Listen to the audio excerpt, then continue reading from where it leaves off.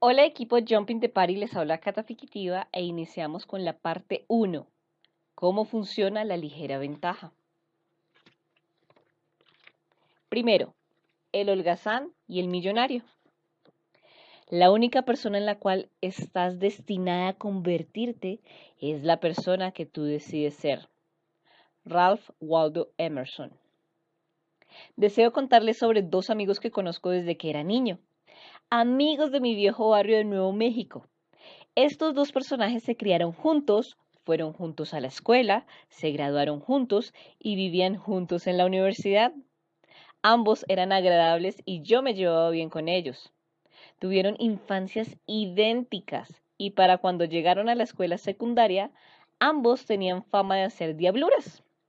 Aún así, ambos tenían suficiente ímpetu y ambición para compensar los puntos en contra. Al compararlos en general, en cuanto a sus habilidades y potencial, diría que estaban a la par. En efecto, eran casi idénticos en todos los aspectos. En todos, salvo en uno, el rumbo distinto que siguieron y a dónde los condujo. El primer muchacho nunca terminó la universidad. Se mudó de Nuevo México a Daytona Beach, Florida, la capital eterna de las vacaciones de primavera. Vivía en la playa, levantaba pesas, perseguía mujeres y se dejó crecer el pelo rubio bien largo y rizado. La gente lo empezó a llamar Gorgeous George, la famosa estrella de WWE, quien popularizó la lucha libre en los Estados Unidos. Mi amigo era bastante conocido dentro del marco de la filosofía que más vale ser cabeza de ratón que cola de león, pero era un holgazán, quien sobrevivía cortando el césped de los campos de golf y sudando al sol mientras acarreaba las bolsas de palos de golf de los ricos. Sintiéndose frustrado y desdichado con el tiempo, se fue de Daytona Beach y regresó a Nuevo México, donde comenzó su propio negocio. ¿Y qué sucedió? El negocio fracasó y Gorgeous George perdió todo. Y luego estaba mi otro amigo, el compañero de Gorgeous George. De adulto, vivió una vida de ensueño. Se graduó de la universidad con honores. Continuó con una maestría en administración de empresas, graduándose entre los mejores alumnos. Fue contratado por una enorme firma tecnológica. Tuvo una carrera brillante y pasó a crear una serie de emprendimientos comerciales, uno más exitoso que el otro. Hoy en día su vida es rica en todo sentido. Tiene una hija hermosa e increíble, miles de amigos en todo el mundo. Dirige una exitosa compañía que ha batido todos los récords y es inconmensurablemente dichoso. Aún así, sigue en contacto con su amigo de la infancia, el holgazán. En efecto, se mantienen muy en contacto. Con frecuencia pienso en estos dos hombres porque sé que podría haber sido cualquiera de ellos. A decir verdad, lo era, porque esta es parte de la anécdota que no les conté. La razón por la que esos muchachos vivieron juntos todos esos años y la razón por la que todavía están en constante contacto hoy en día es que son la misma y única persona. Yo soy ellos dos. Ese muchacho que nunca terminó la universidad, que se convirtió en un holgazán frustrado y que con el tiempo se lanzó a un negocio donde le fue mal también, ese era yo. Ese graduado universitario, excelente alumno que creó un negocio exitoso tras otro, que se convirtió en millonario con una familia fabulosa, amigos en todo el mundo y una vida rica de felicidad y gratificación, ese era yo. He tenido la dicha de gozar de mucho éxito en mi vida, pero por cierto que no comencé así. Comencé como Gorgeous George, el que nunca terminó la universidad y cortaba el césped de los campos de golf. Le diré un secreto. Soy la misma persona hoy que era antes. No es que no haya cambiado mucho por mis experiencias. Todos cambiamos. Lo que quiero decir es que en lo más profundo de mi alma no soy realmente distinto de lo que era entonces. No es como si hubiera pasado por una transformación relámpago de la noche a la mañana. No escalé hasta la cima de una montaña. No viví un acontecimiento iluminador. No tuve una experiencia cercana a la muerte que me reveló la verdad de la hermandad universal. Aunque pasé por unos fracasos bastante terribles que, en su momento, sentí como experiencias cercanas a la muerte. No cambié quién era yo, sino que cambié lo que hacía. No cambié quién soy porque sea lo que digan los gurús o terapeutas, yo no creo que alguien pueda hacerlo realmente. Es decir, somos quien somos. El joven que se convirtió en un holgazán frustrado nunca fue más que una persona normal. Normal en su desempeño escolar, normal en los deportes, normal en sus habilidades sociales. El hombre increíblemente afortunado y profundamente dichoso que soy hoy en día, todavía es ese joven normal, ni más ni menos, y lo digo sin una pizca de falsa modestia.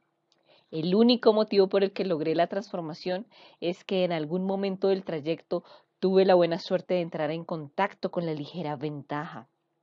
¿Cómo llegué de allá a aquí y cómo usted puede avanzar de donde está a donde desea estar? Es de lo que se trata este libro. Mi día de disgusto. La transición de holgazán a millonario no sucedió de la noche a la mañana. Fue un proceso con altibajos, largo, lento y en ocasiones dolorosos, porque francamente no tenía idea de lo que estaba haciendo. Todavía no contaba con la clave que usted tiene con este libro. No sabía qué era la ligera ventaja. Vivía ese proceso por ensayo y error. Muchos errores. Nací y me crié en Albuquerque. Mi padre falleció cuando mi hermano, mi hermana y yo éramos pequeños. Y mi madre se las arregló de alguna forma para mantener la familia. Era una madre estupenda y una presencia cariñosa y constante en nuestra vida. Pero aún así fue una manera dura de crecer, como un niño sin padre y de cabello rubio en un vecindario hispano donde no era uno más. No sabía qué hacer con esta situación y canalicé mi energía en diabluras y mala conducta. Unos años antes de que falleciera mi padre, cuando yo estaba en tercer grado, mis maestros le habían informado a mi madre que tenía un coeficiente intelectual bajo. Ahí comencé a demostrar que tenían razón y al poco tiempo me había ganado la fama de ser la piel de Judas. Mientras mi madre trabajaba incansablemente año tras año, yo avanzaba penosamente en mis estudios.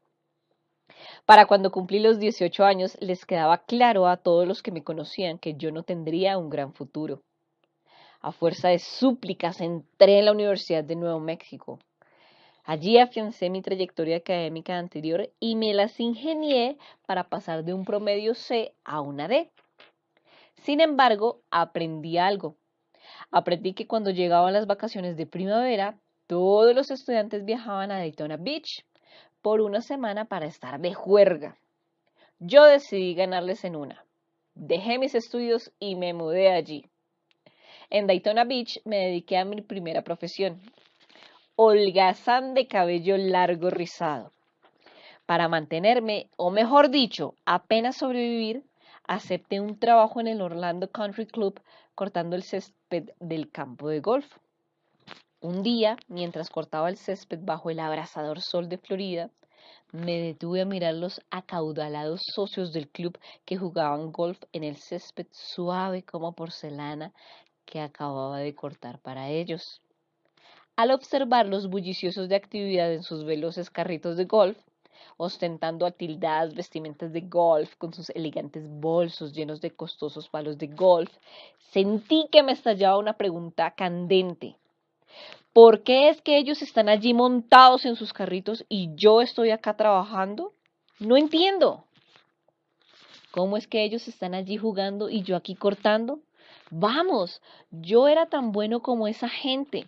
¿Por qué ellos tenían una vida 10 veces o 20 veces mejor que la mía? ¿Eran 20 veces mejor que yo? ¿Eran 20 veces más inteligentes o trabajaban 20 veces más duro? No creí que fuera así.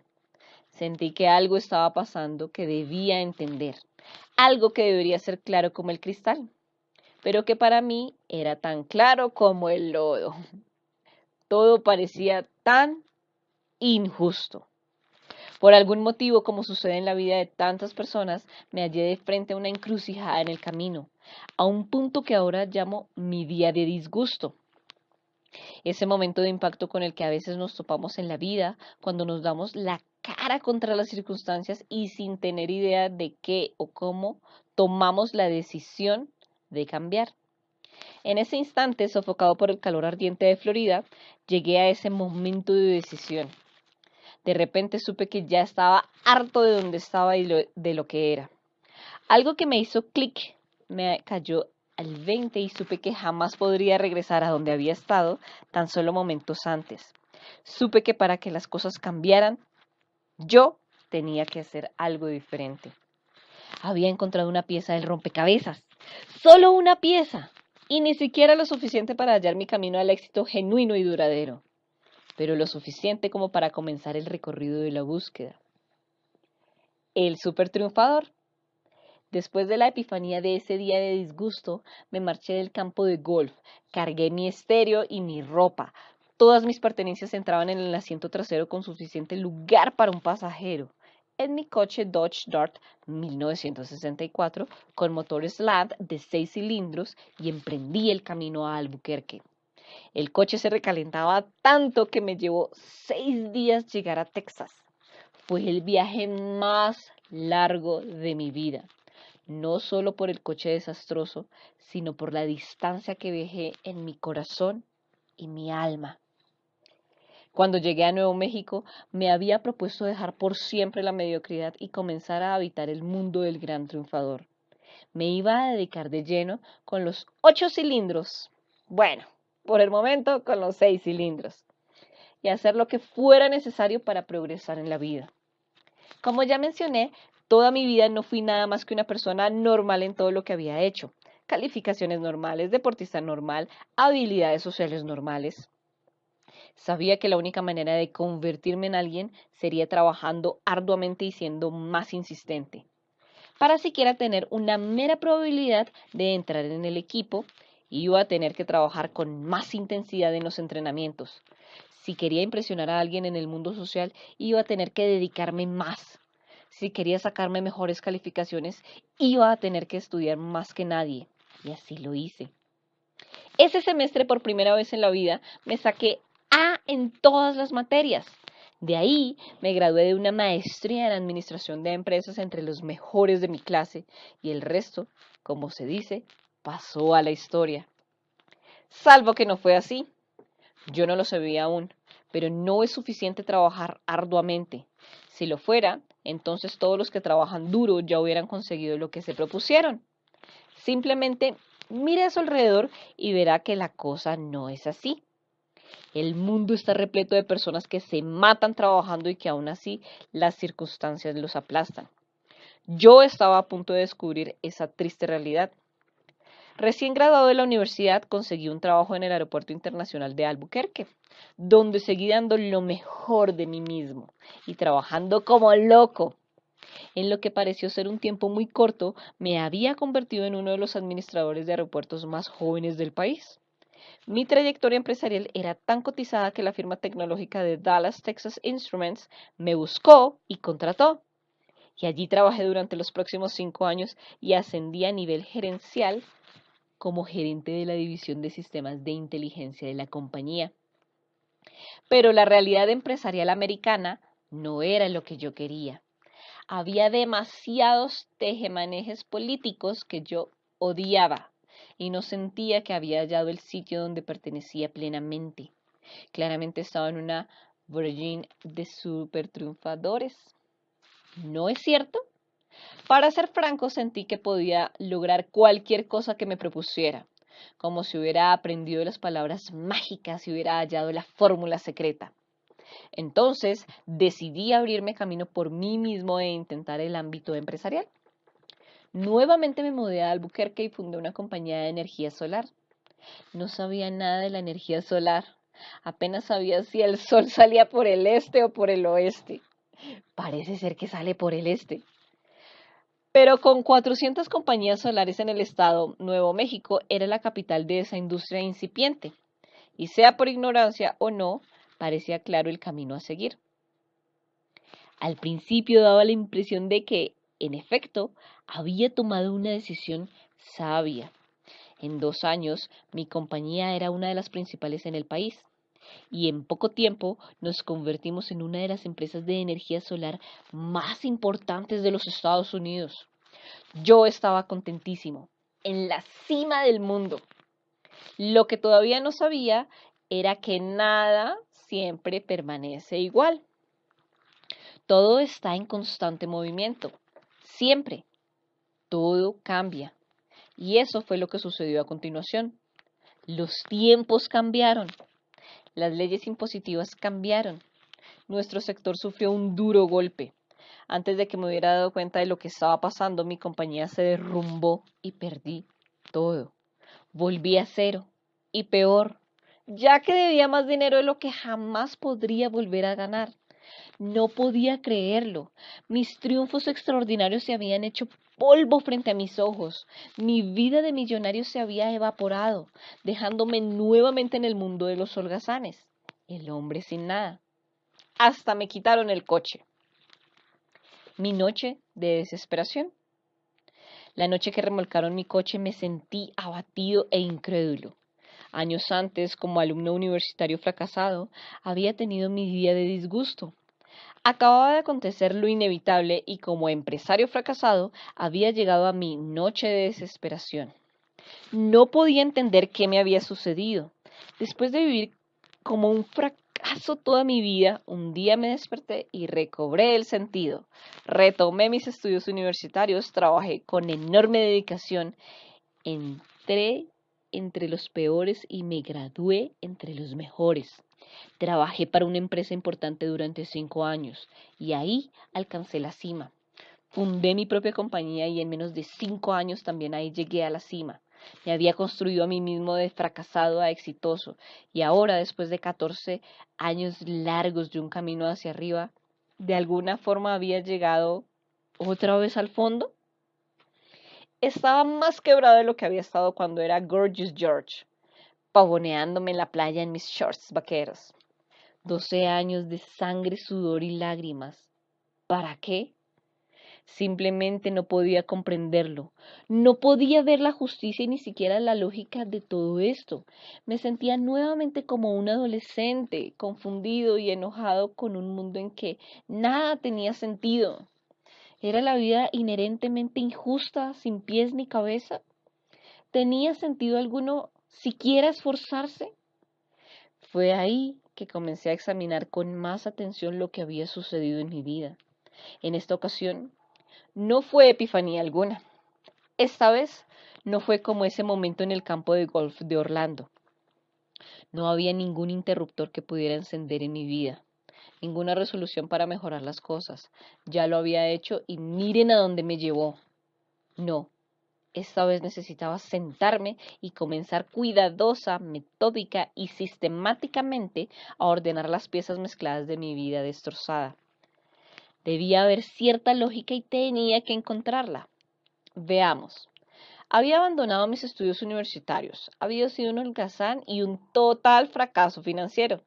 También había sido un alumno excelente, un importante gerente empresarial, un empresario triunfador en un sector industrial de avanzada y un éxito financiero rotundo.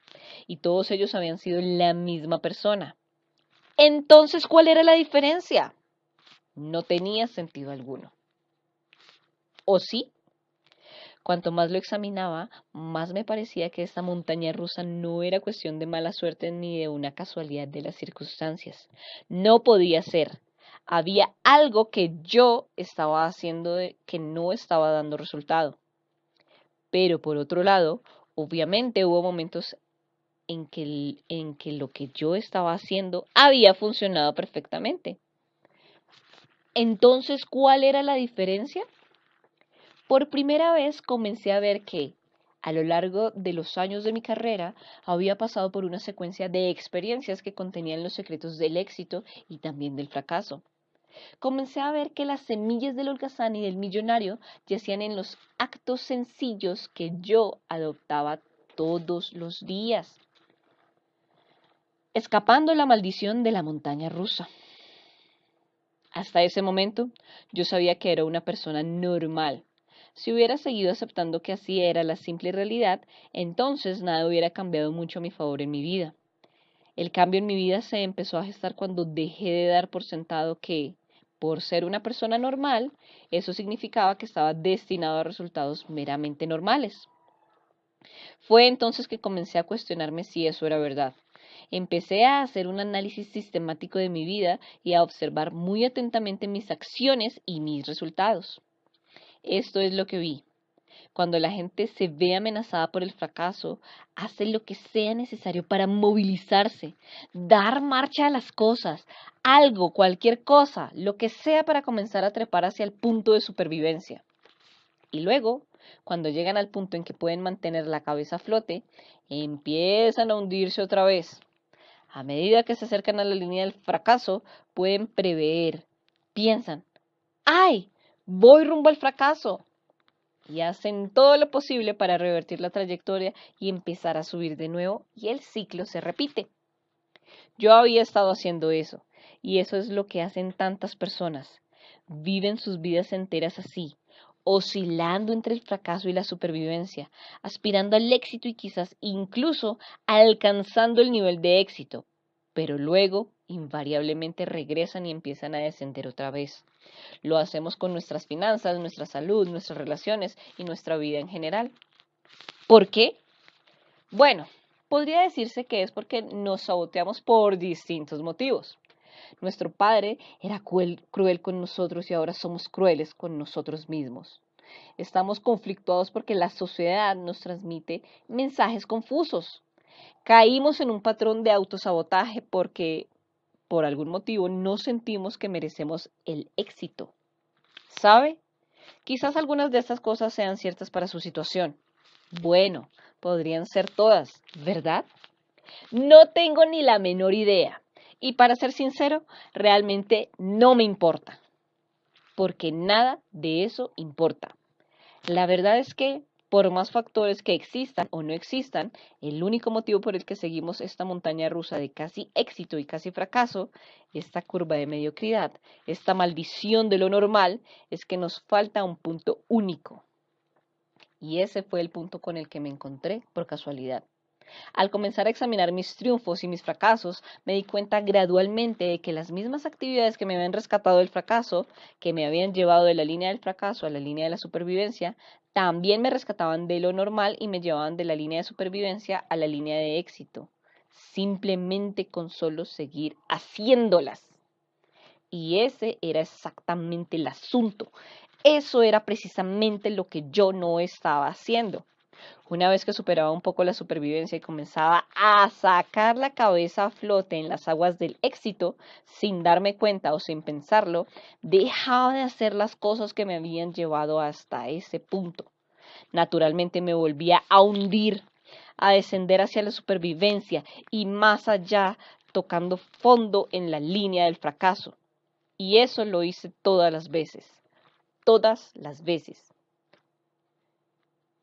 Esa es la única razón por la que nuestra vida sigue esa montaña rusa. Es así de sencillo. En cuanto nos alejamos del fracaso y pasamos a la línea de supervivencia, dejamos de hacer las cosas que nos trajeron hasta ese momento. ¿Sabe qué significa eso? Significa que usted ya sabe cómo hacer todo lo necesario para lograr un éxito extravagante. Así es como ha sobrevivido hasta este momento. Y si puede sobrevivir, entonces puede triunfar. No necesita hacer algo brillante e imposible. No necesita adquirir habilidades endemoniadamente difíciles ni crear una idea innovadora a nivel de genio intelectual. Todo lo que debe hacer es seguir haciendo todo lo que le ayudó a llegar hasta este punto. ¿Qué es exactamente lo que el 99.9% de las personas no hacen? ¿Qué son esas cosas porque la mayoría de la gente no las hace y cómo puede vivir una vida enormemente feliz y exitosa haciéndolas? Es de lo que se trata este libro. Comencé a darme cuenta de que en esa montaña rusa se hallaba oculto el secreto del éxito profundo. Si solo lográramos seguir haciendo las cosas que nos levantaron del fracaso de la supervivencia en primer lugar, las cosas que ya sabemos cómo hacer y que ya estábamos haciendo, podrían con el tiempo llevarnos por todo el trayecto al éxito. ¿Qué son esas cosas exactamente? ¿Cuáles son las acciones que nos mueven hacia arriba en la curva y cuáles son las acciones que nos empujan hacia abajo? Les diré lo que son en una sola palabra. Simples. Las cosas que lo sacan del fracaso y hacia la supervivencia y el éxito son simples. Tan simples que en efecto es fácil pasarlas por alto. Extremadamente fácil pasarlas por alto. Es fácil no verlas porque cuando se las observa parecen insignificantes. No son cosas grandes ni arrolladoras que demandan un enorme esfuerzo. No son heroicas ni dramáticas. Mayormente son cosas pequeñas que usted hace todos los días y que nadie ni siquiera nota.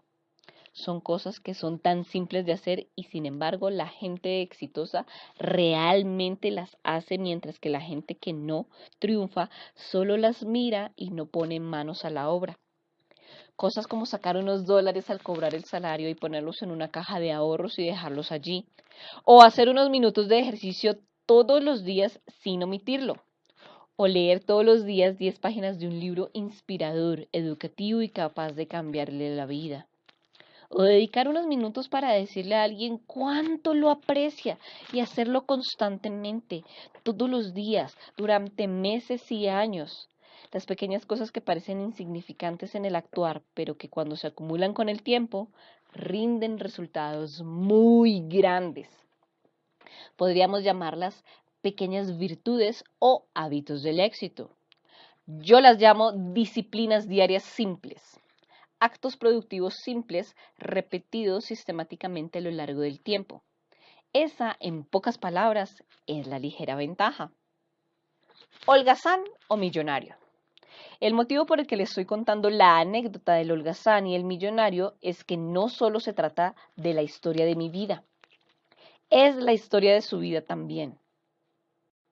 Usted tiene adentro suyo a un holgazán y a un millonario, con el potencial de fracasar y el potencial de triunfar. Todos lo sabemos. ¿Cuál es la diferencia que decide cómo terminan las cosas? De hecho, es usted. La verdad es que usted tiene el control completo sobre la dirección en la que va encaminada el resto de su vida.